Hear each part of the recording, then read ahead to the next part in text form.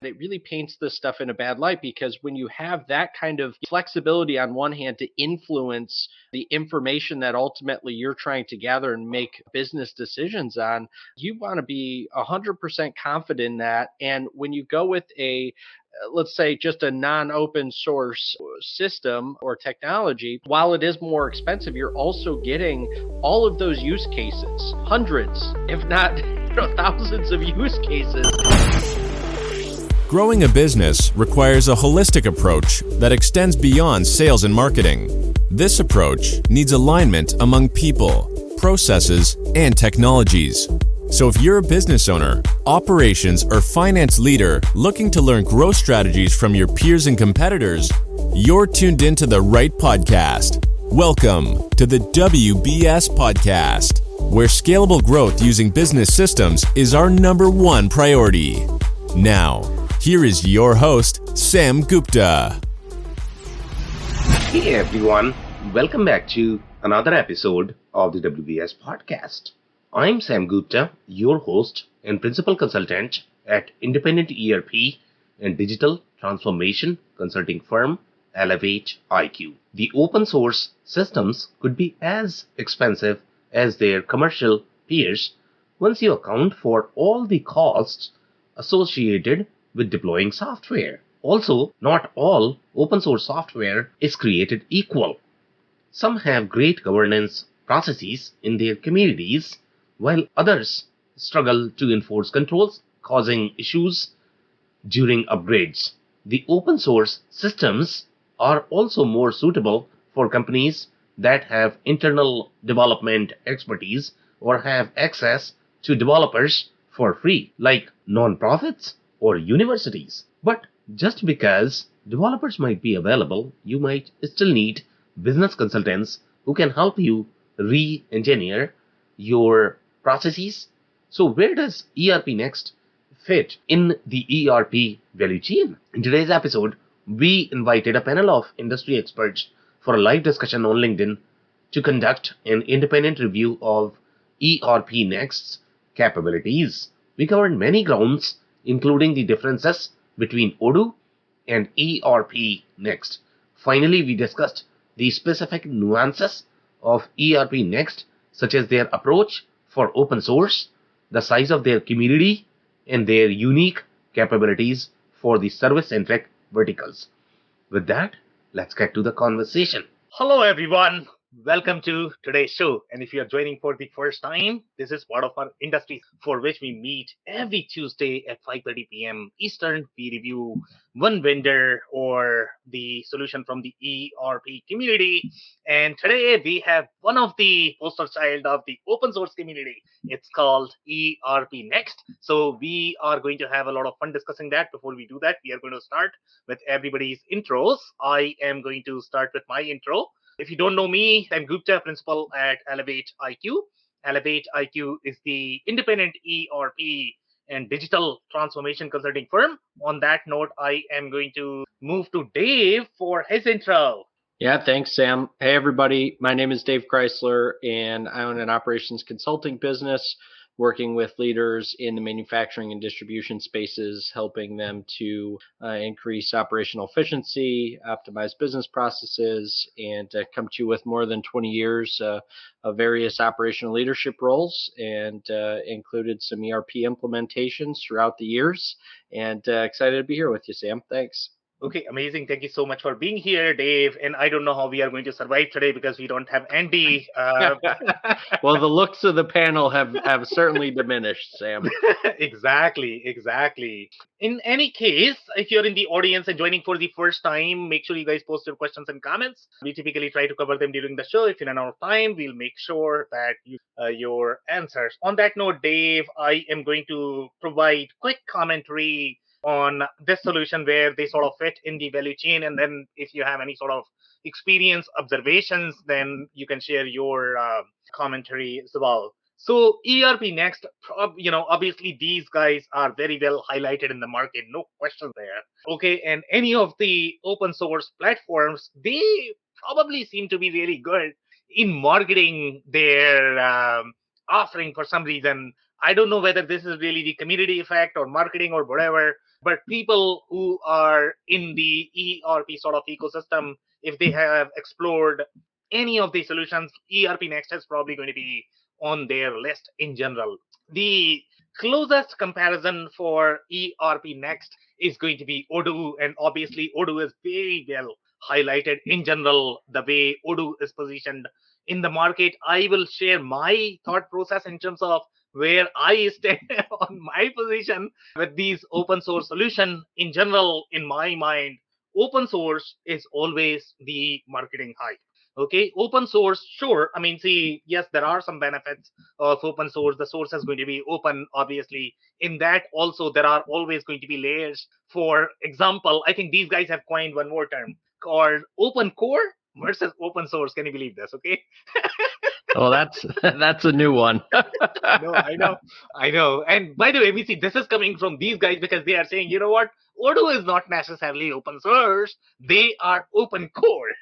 I'm like, okay, what is open core now? So basically, the way they are differentiating, and they are probably right as well. Okay, the way Odoo was positioned in the market, the way they started claiming that they were open source, but as such, the finance accounting was never open. Okay, so that was the strategy that they have taken. I actually agree with their strategy. Okay, finance accounting you should not open.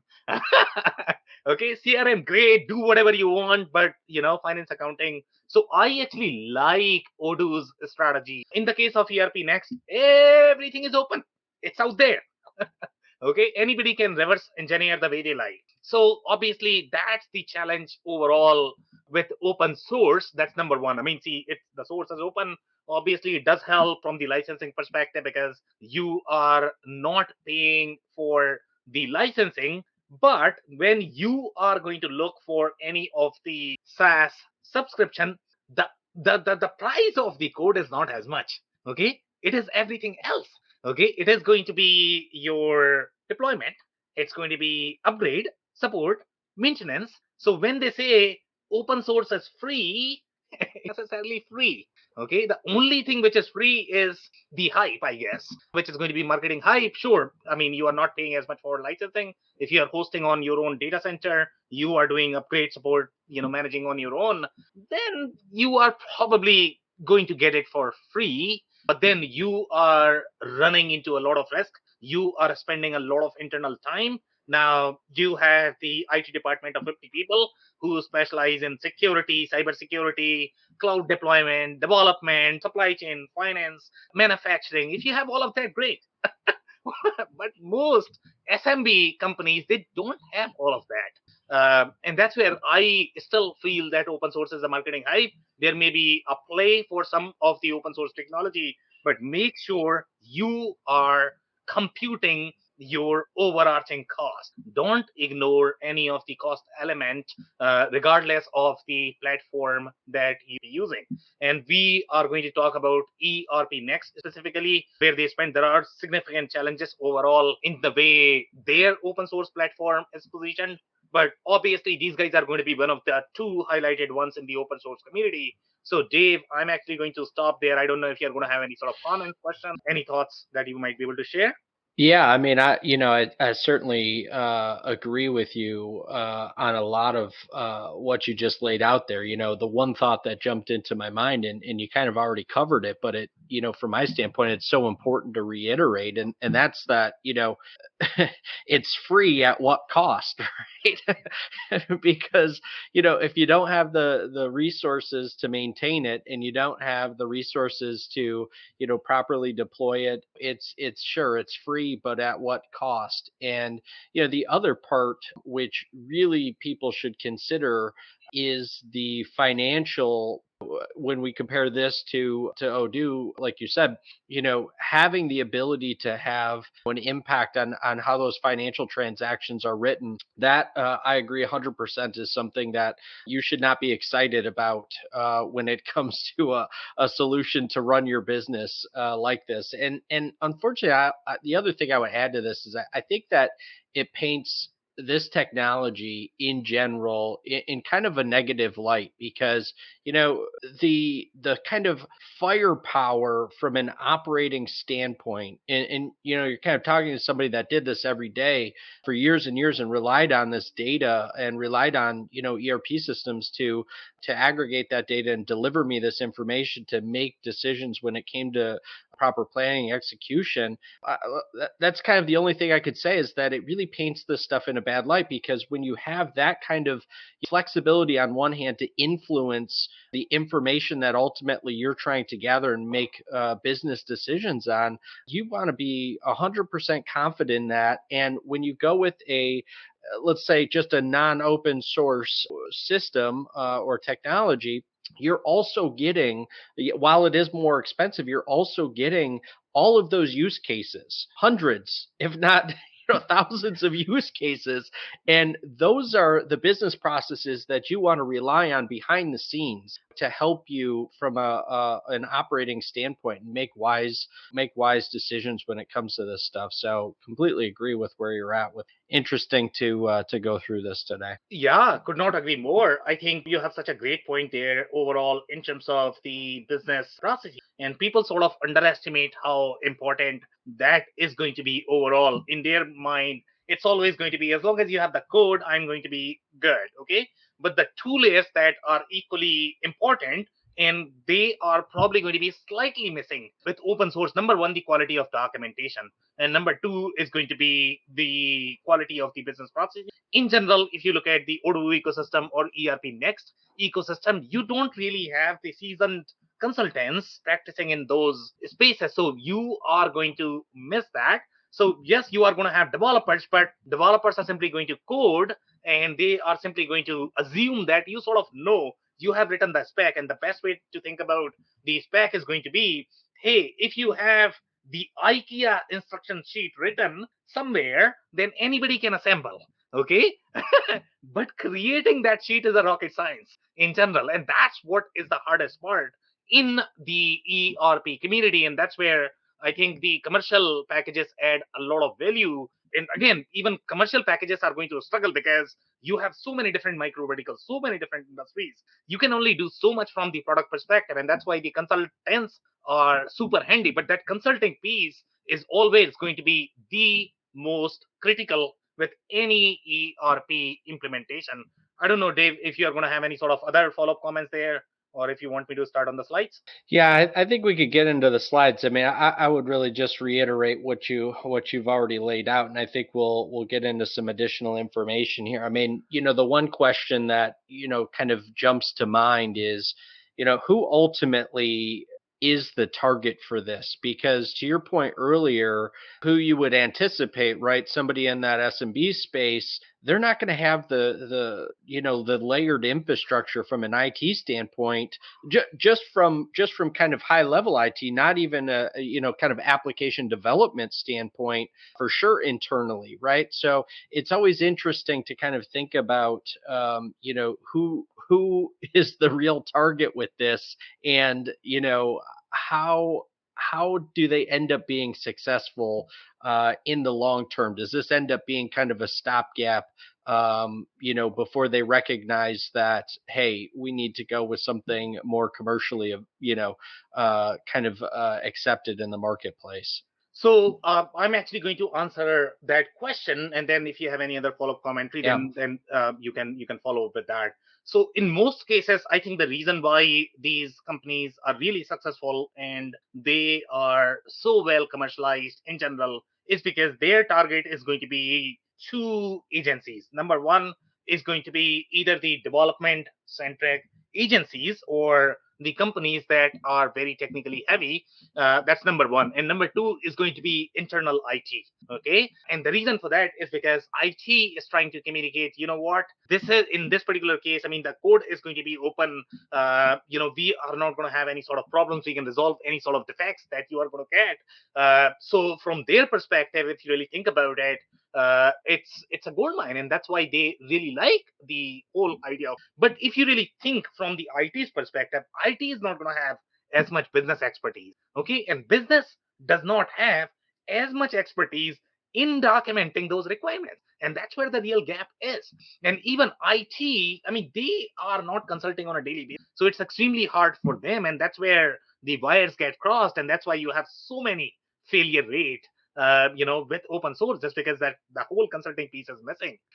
So in general, their target is going to be the development agencies as well as the IT. And by the way, Dave, if I were completely selfish, completely mean, to be honest, okay, I would appreciate this platform because I can pitch. I can pitch that, you know what? I can take care of everything for you. Okay. You as SMB, you don't have to worry about anything. You are not paying for the license. The only fee you are paying is to me, and we can take care of your entire IT. So if I were completely mean, then I would actually appreciate this platform. But that's not good for the customer. That's not good for the business.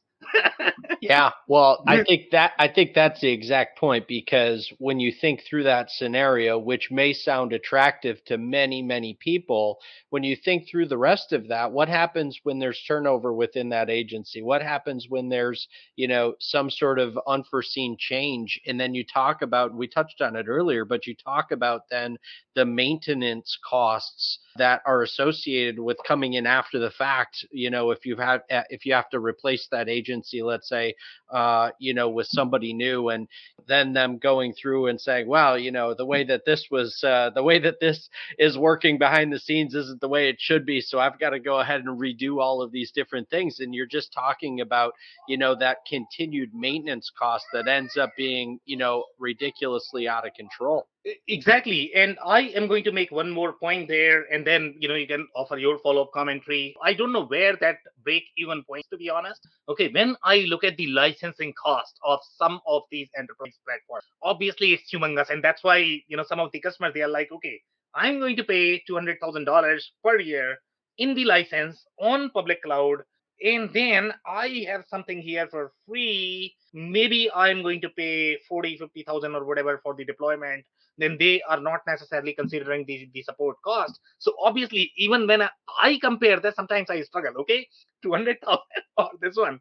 Okay, but in this particular case, I guess when you are looking at open source platform, then your consulting cost in general is going to be higher. If you are going to take this on your own, you won't be successful. Okay, and we have seen challenges where companies are not even able to go live, or the platform is going to be so bloated that you will not get the business results. So that's where the consulting expertise comes in. If you can hire a consulting firm and then selecting the open source platform, they can guide you in terms of how to manage the expectation. Don't over engineer, don't over bloat, then there could be a business. I don't know. I mean, I'm not too sure about the break even point, but there has to be some sort of a break even point in between that. But I mean, I'm always more conservative in general. So I like the commercial packages a lot more than the open source, to be honest. But Dave, I mean, if you have anything there, no? Yeah, I think we could kind of continue to go down this path, but I think we should get to some slides. Okay, amazing. So we have one comment. Let's cover that, and then we can discuss the slide. So here, Anders is saying, by the way, Anders Green, ANDERSG or EAN, follow him. Amazing guy. We open source. There is a shiny magic allure to the idea of, oh, I can read the code. But it sure seems like people don't even read the documentation exactly. And by the way, when you are looking at the accounting documentation, to be honest, I have been doing this for 20 years. Even reading some of these training documents of these ERP systems could be very cryptic. They don't make any sense whatsoever. So I don't know how you are going to read the code. So yeah, I don't really think that the people who claim that they can read the code, they don't understand or appreciate the complexity that goes in creating an ERP system. And even if you understand, let's say, the minor piece, you are going to be struggling with a lot more that you don't even know in your head right now. And that's a kind of complexity that we are talking about. And by the way, I mean, Odoo in general is a very small platform. ERPNext is also a very small platform. So let's get into the slides if you don't have anything else, Dave. No?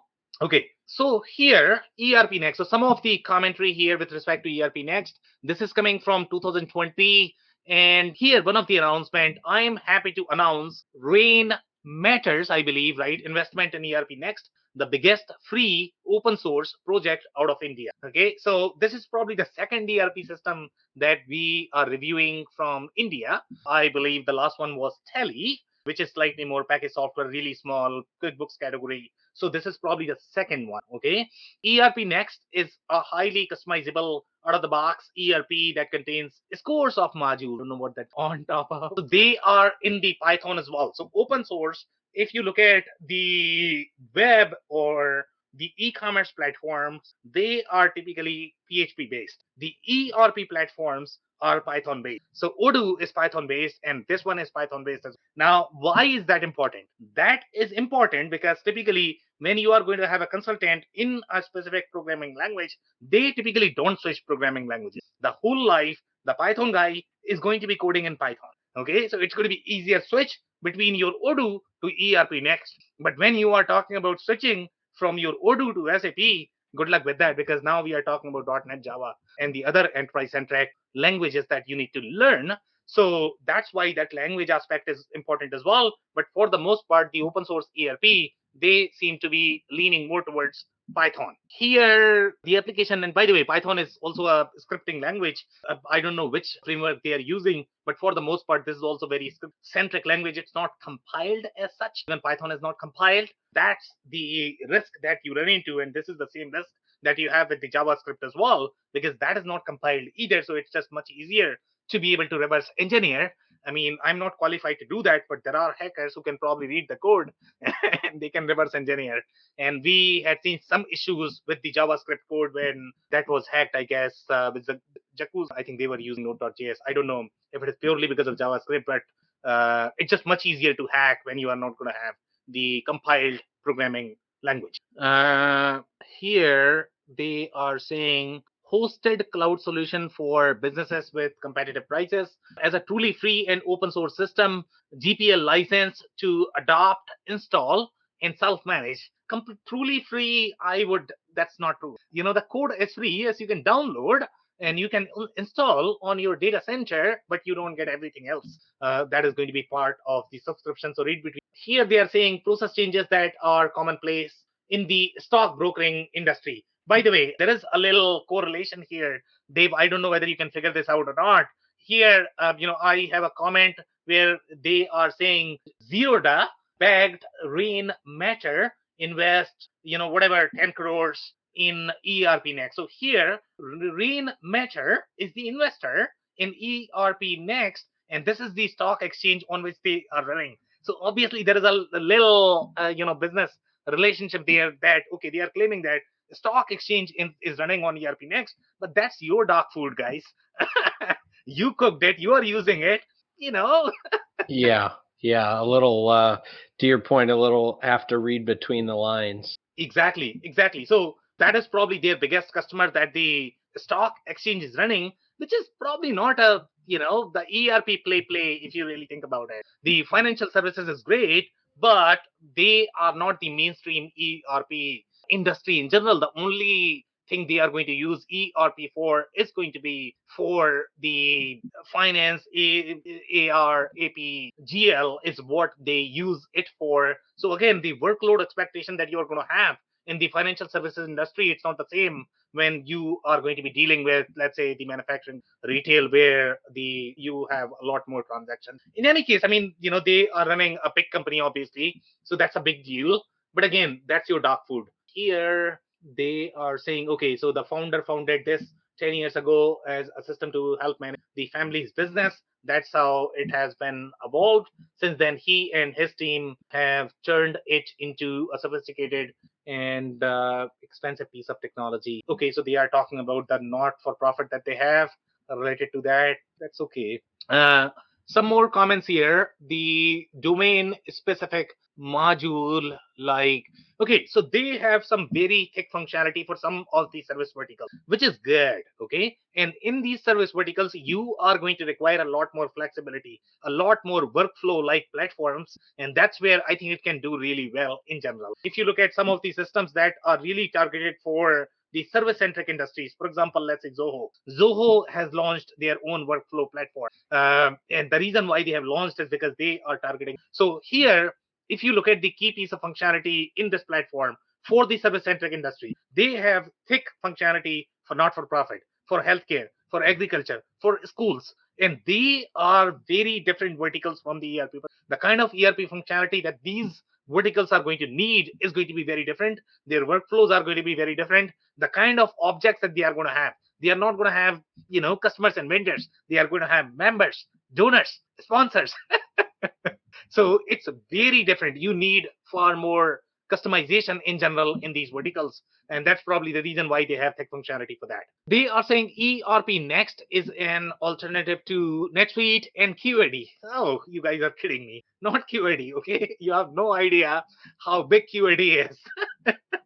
NetSuite, okay, if you're comparing this in the service industry, in some of the smaller service industries, it might be okay. But again, NetSuite is a very big platform in general. So that's not comparable either. Odoo is probably going to be the closest comparison in general, but even Odoo is far bigger in terms of the size overall compared to this platform. But if you are simply comparing the ERP to ERP, then probably that's going to be comparable. And then they have mentioned some more that I have never heard of. So maybe they are competing with them as well. And then they are claiming that they are in the ERP front runners list by Gartner as the pace setters. And I don't know which list they are talking about. They might have been ranked in open source list, and I can believe why would they would rank there. Dave, comments? No, I was just reading through the rest of this slide here. Yeah. And then they are saying ERPNext does not require license fee as opposed to proprietary ERP vendors. That is true. ERPNext has a model view controller architecture that most ERP systems have. Even some of the e-commerce systems also have that, with metadata modeling tools that add flexibility for users to adopt the software. Again, technical boilerplate, not as relevant, I guess. All objects in the ERP are doc, not to be confused with the HTML doc types, not very relevant overall. The product has also received a funding of 10 crore, which is very small. If you look at the funding, which is like what, $1.3 million compared to Odoo, they are very small in general, and that's why they funding. And the investor is not as mainstream either. Odoo is funded, far superior. So if you were doing the pure play comparison, and if you are really interested in open source, I don't see a reason why you would go for this one. I mean, Odoo is probably going to be a far superior choice in general. Unless you have a piece of functionality that you get in this, I don't know. Maybe they do, especially for the service-centric industries, and that's how they might be trying to differentiate. Odoo has a lot of it as well, but I don't know how deep they are going to be. Let's say in the schools, healthcare, not-for-profit, they have a lot. In the product-centric industries, they have the PSA, they have the resources. I know field service, yes. They have a lot of CRM marketing. So, but I don't know if they have a lot for not-for-profit. Okay, I don't see anything else here. Okay, so here, this is the community. And in the community, in open source, you are probably thinking that they are going to have millions and millions of users, okay? Because obviously the community decides, okay, how many users you are going to have. And these people are trying to build their resumes. So obviously that's why they want to hang out in these communities in general. That's why you have developers committed to the open source platforms, because it's good for their resume. They improve their coding skills. That's the reason why they are investing time in communities. So here we have only 18,000 users, okay? And, that's very low. Odoo, when they talk about, even though they might not have as large market share, but their community is very large. They have millions and millions of users. And that's the comparison. So if you look at the funding as well as number of users, ERPNext in general is very small, right? Okay, some commentary here. This is coming from 2018. I know it's going to be harder to read, but this is the screenshot, I guess, we got. So I will try to read it for you guys. So here they are saying ERPNext has been around for a decade now and doing quite well. Founder here, happy to answer any questions. Okay, great. Then we have response here from one of the members. And by the way, this is on the Hacker News on Y Combinator. So I don't know if they were trying to get in Y Combinator. Obviously, that's a big deal for any startups. So I guess they were trying to pitch in there. So here they are saying you would not delete free single user accounts so soon. Do they still exist at all? I tend to try ERPNext from time to time with long pauses in between. Often have to create a new account. So I guess that could be one of the concerns why they have so lower open source members. And I don't know why they are deleting the account. And they could be deleting because they are paying for the infrastructure. Okay, somebody has to pay for those transactions. Even if you are hosting an open source community free, somebody is paying the bills. Okay, so that's why they probably have to delete, but that's not good for the community. And the reason why they are deleting is because they don't have as big a sponsor as Odoo, right? Because in the case of Odoo, investors are pouring in money for in the hope that one of these days these guys are going to make ton of money. But here that's not the case. So here they are saying, what is the typical size complexity of a typical company using could LDL, and LDL I guess is the biggest grocery. I don't know, Dave. Maybe you have a lot more. LDL is the company from the UK, I believe. They are probably in the space, probably one of the largest. Okay, Okay. LDL have used your software, and they are saying they are $500 million, and that's euro. So obviously closer to $1 billion, I guess, in dollars. Have even implemented their complexity on solution for that money. So they are saying, okay, can ERPNext work for this large company? Okay, and this is where I struggle with the pitch and their own sort of understanding of their offering, right? So here the founder is saying, so Dave, Well, uh, that's the important part. right, It's right. the founder responding, and wait until you hear what he says in this. So here the founder is saying there have been a few very large implementations of ERPNext. Okay, great. If I were to consult Liddy, we would have done a few low risk pilots starting with their warehouse or back office. I would have gone for a federated architecture where each store warehouse would have its own system that would then be considered consolidated at higher levels rather than going for a mega instance of zillions and zillions of transaction rows. There are many interesting things you can do when you have open source system. I don't know how open source system is going to help with the transactions. Okay, you can work in your advantage. So Dave, let's touch on these layers. So number one, federated architecture. Okay, so first thing, that's not an ERP. That's not an ERP. When you are deploying this in a siloed manner, let's say first you are deploying warehouse, then e-commerce, then something, and then you Yeah. are trying to consolidate all of that. That's not an ERP. By the way, founder does not come from the ERP industry. There is a difference between a developer and implementing an ERP for this large company, and that's probably the reason why they don't understand why ERP implementations are so complex. Okay, that's why he's thinking, you know what, I'm going to do it in federated architecture and do these small pilots, and somehow I am going to figure out how to consolidate these books. You have no idea how complicated it gets with those MRP runs.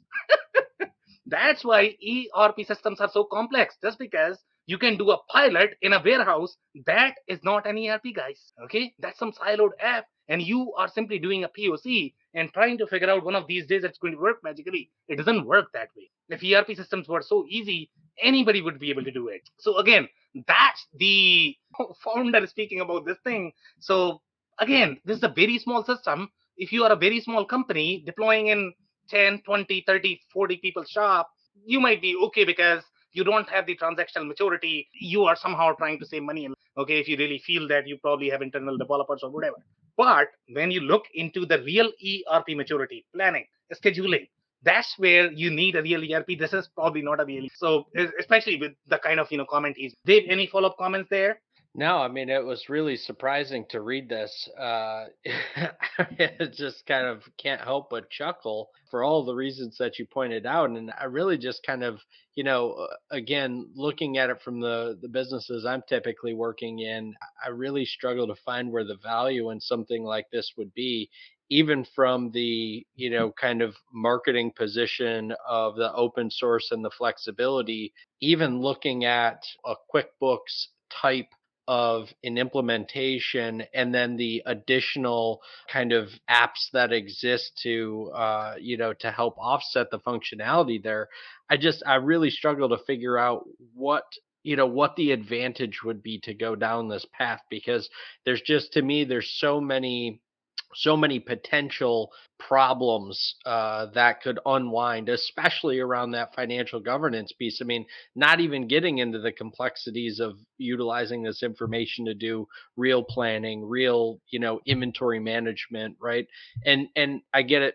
This is maybe a bit outside of, that with some of the businesses that we talked about. But even on the nonprofit side, I've got a good relationship with a local nonprofit here, and kind of knowing their complexities. To your point about donors and business donors, individual donors, and their how their marketing works, and how all of that kind of integrated spend happens, and their custodial accounts, and then their Yeah. their their endowments that they've created. I mean, there's Yeah. just a ton of complexity in most businesses, and I really struggle to figure out what the advantage is for a system like. Yeah, again, if they are being true to themselves, I mean, this is a great SMB platform. Okay, so if you're going to be up to 50-ish people shop, then again, Odoo, ERPNext, they both are going to do great. Their segment is, rather than utilizing QuickBooks, you have far more integrated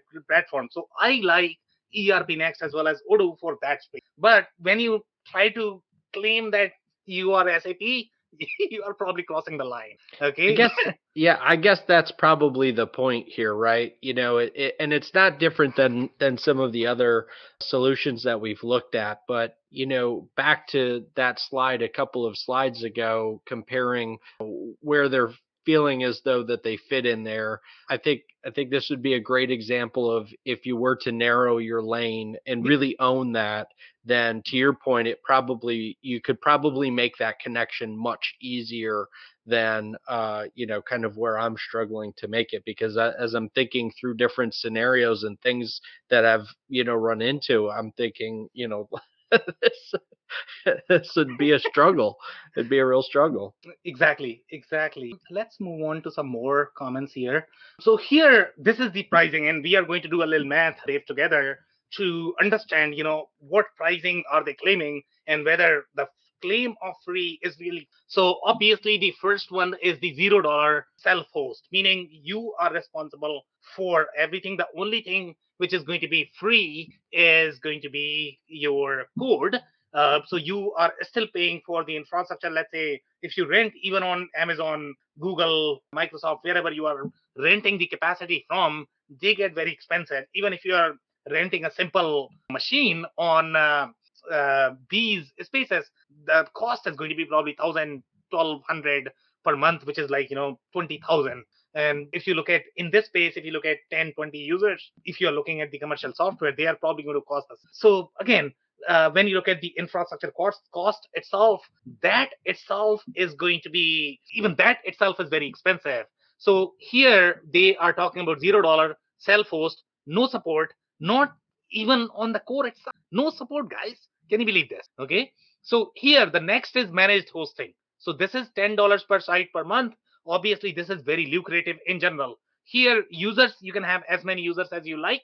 This is the managed hosting. You have all features. You have the managed hosting, but still, I don't think you are going to have the product warranty is not there. Can you believe? You are keeping your financial data, and they don't have product warranty, and there is a reason, because there is a legal obligation, guys.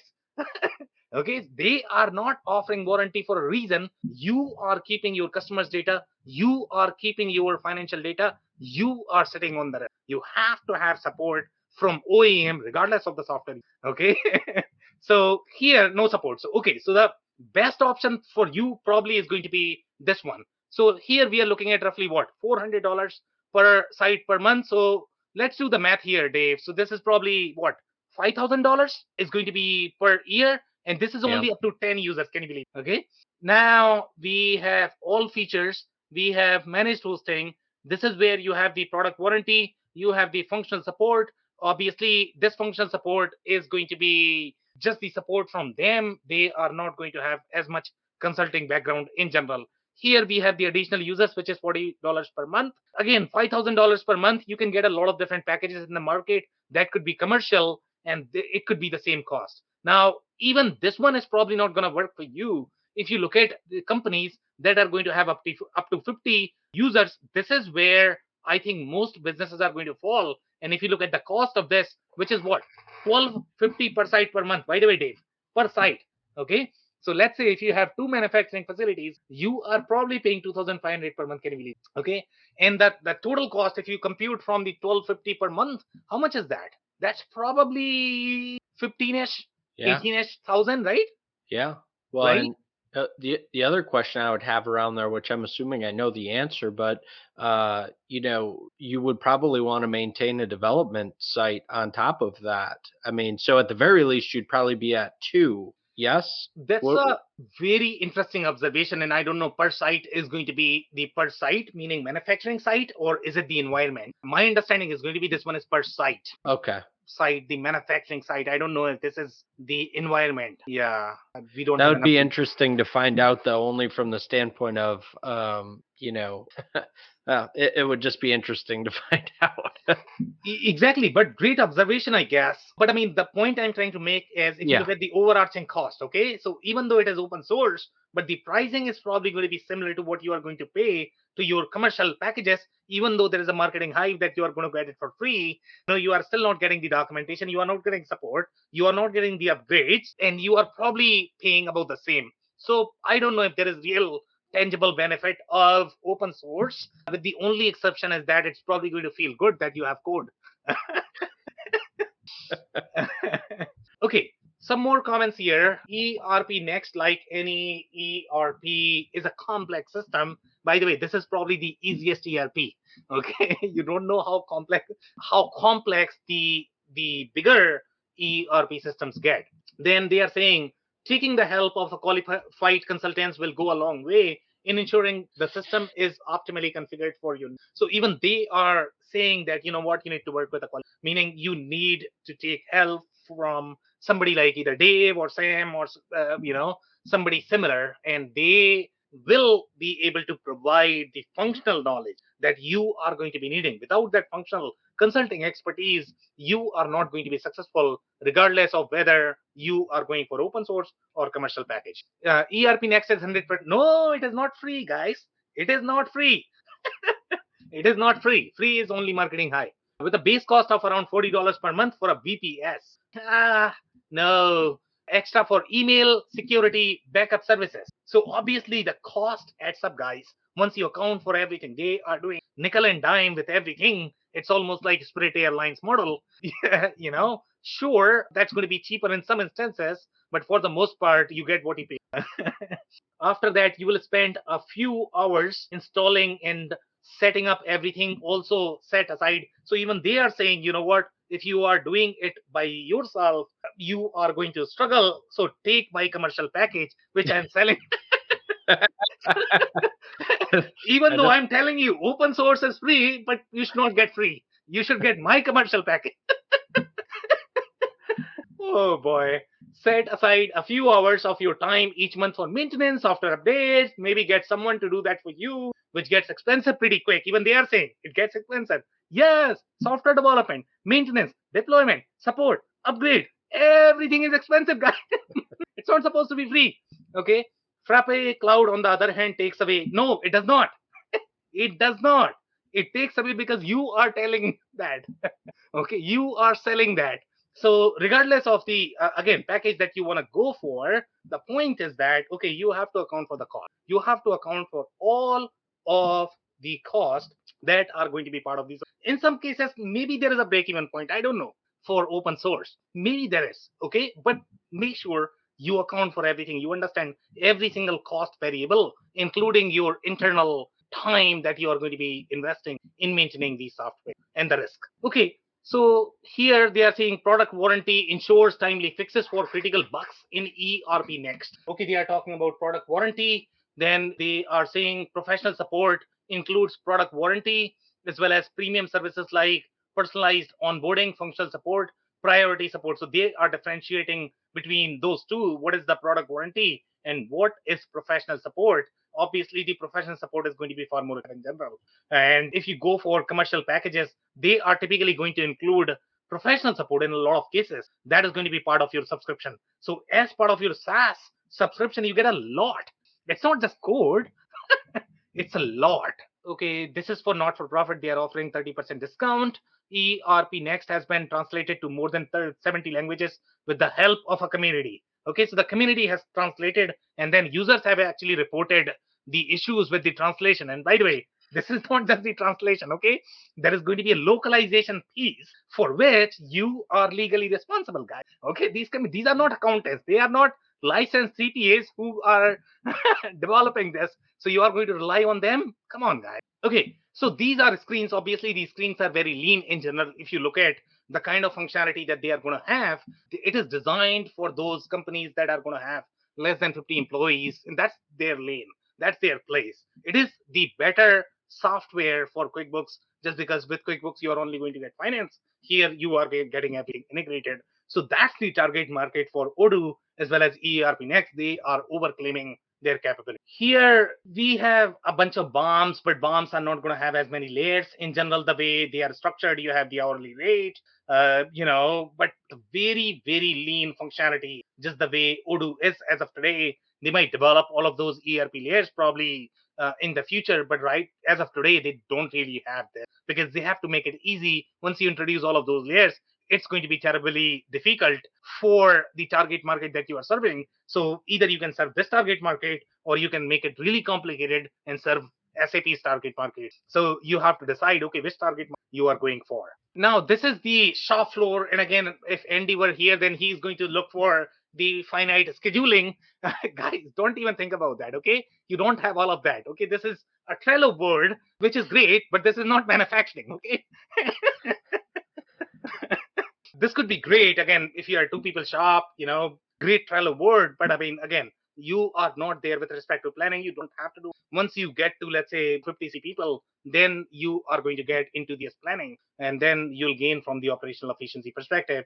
But this is all baby stuff. Here we have a lot of different functionality for the educational institute, which I like personally. So here you are going to get very unique functionality for teachers, for the students, for the members, for donors. All of that is built, which is amazing. They are providing a lot of functionality out of the box for these institutes. The not-for-profit, look at the kind of functionality that they have. They have membership type, they have donor profile, which is very unique. I mean, the core ERP is going to struggle significantly. You need not-for-profit packages for the not-for-profit space. So here they obviously have a lot of things built up as part of the package, which is wonderful. Okay, so some reviews here. So here, this user is 10,000 plus employees. Okay, that's what they are saying. Furniture industry, can you believe?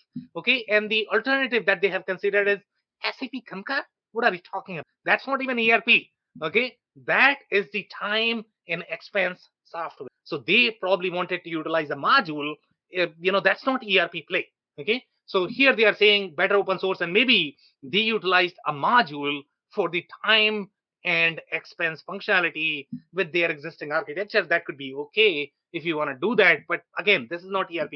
So here they are saying best open source ERP that is better than even paid ERPs. Again, the look and feel is going to be easy because it's designed to be, okay? It's designed for smaller companies. It's going to feel easy, okay? Because it does not have all of those bells and whistles that your bigger ERPs are going to have. So pros, the look and feel of ERPNext is very appealing. Agreed. It is in line with the present best practices followed in UI UX. UI UX in general is very subjective depending upon the target user. So UI UX is great for the company that is going to have 50 employees, or if you're looking for simpler use cases, but that is not going to work for the other users. So here the software can integrate with some of the open source PLM tools like Odoo. Now, you are integrating with Odoo? What's going on here? Odoo is supposed to be the competition. Why would you integrate PLM? And by the way, here we are talking about time and expense. Here we are talking about, so something is completely off about this, okay? And open source MES and IoT tools. So obviously this particular user did not have much experience with the ERP implementation. They just bought something and trying to create something. I don't know why. One more review here, 11 to 50 employees. That's probably the right target market. They considered Odoo. Now this is the right comparison, okay? This is a fair comparison. This is 5 months ago. ERPNext is a hardware product startup in the e-mobility space. They are saying product management, they have wiki, they have learning management system. Obviously, they have a lot of bells and whistles, even for the ACM product category, which is good. Now, cons, the HR and payroll module can improve quite a bit. The way incentive payments are handled require external programming to design an automated performance-based pay. Leaves are also not mutable if a mistake was made during the leave policy assignment, which was realized only halfway through the way. And then this is quite important considering the constant switching of employees between work from home, hybrid, remote, each of which have a different leave priority within the company. Now, the reason why these platforms feel so simple is because they are not designed to be configurable. The assumption is that you are going to have in-house developers who can jump onto your code and develop. That is against the whole ERP philosophy. This is an app, okay? The whole idea of ERP is it is so configurable that it can work for any business processes. These systems are completely against ERP philosophy. Why ERP exists in the business to begin with. Okay, here we have one more comments 5 months ago. By the way, bugs. Can you believe this? Bugs in the ERP system. You are running your business. You cannot afford to have bugs. Okay, so here they are saying the Frappe org would focus more on all of the technical debt rather than new features. By the way, this comment is coming from 5 months ago, not for fixing bad code, which means, I mean, when you are going to get these support upgrades from the community, you are getting a lot of bugs. And if you are going to be investing time in that, good luck running your business. I don't know how you are going to run the business. If you're developing a product, then it's a different case. You are selling that product. That's why you can afford to have bugs, but not for the software that is running your business, that is doing financial reporting. Here, unfortunately, open source means that some code is not high quality, and that is right because these developers are getting trained. Can you believe this? Okay, they are in the community because they are getting training. They are building their resume. So you have a bunch of interns coding and committing the code that you are going to get. So good luck running your business on that code.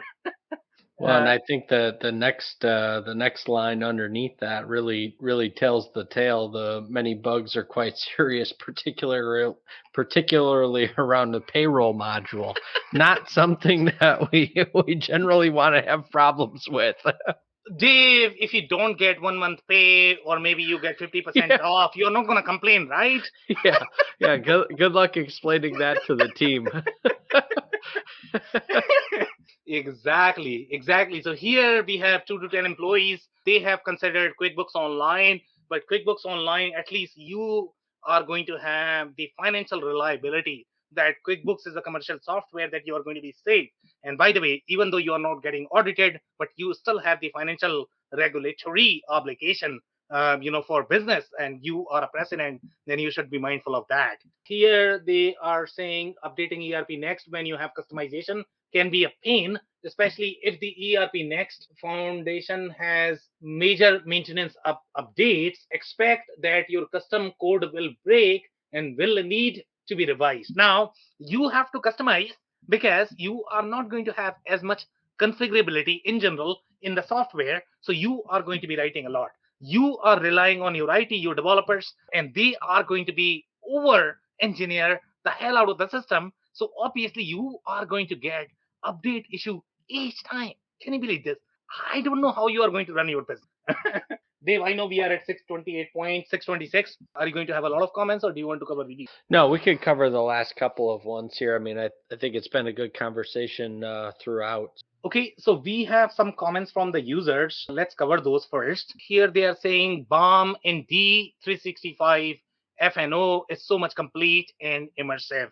Again, FNO is a very large product. Please do not compare FNO with ERPNext. That's not a fair comparison. Okay, FNO is not designed for 50 people shop. ERPNext is not designed for 5,000 people. So that's not a fair comparison. Okay, if you were installing FNO in the 50 people shop, that's probably going to be a terrible idea. And the reason why it is complete because it's targeted for a different business in general. Here they are saying obviously it requires more attention to details. As I see, BOM's ERPNext seem to be more simple to use, I guess. Yes, because the businesses that are using ERPNext, they have to make it simple. If they make it too complicated, then what is going to happen is you will require consulting help. The reason why the bigger ERP systems are more complex is because they need that complexity. Okay, the target market is very different. These businesses cannot afford a consultant, and that's why they have to make it simple. They have to compromise on the layers of configuration, and that's why their bombs are not complex. If you need that complexity, then you have to code. Please do not code. Okay, even if you are buying open source, coding is not fun. Coding is fun only when you are getting paid. Otherwise, it's not fun.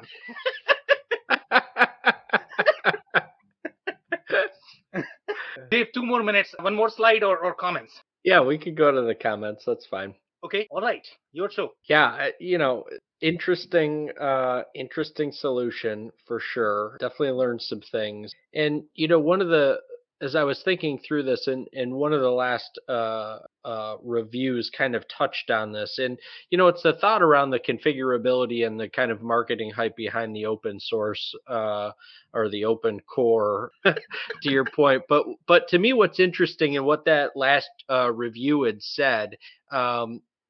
When there are major code revisions, regardless of the solution we're talking about, there's a potential for your customization to break in and of that.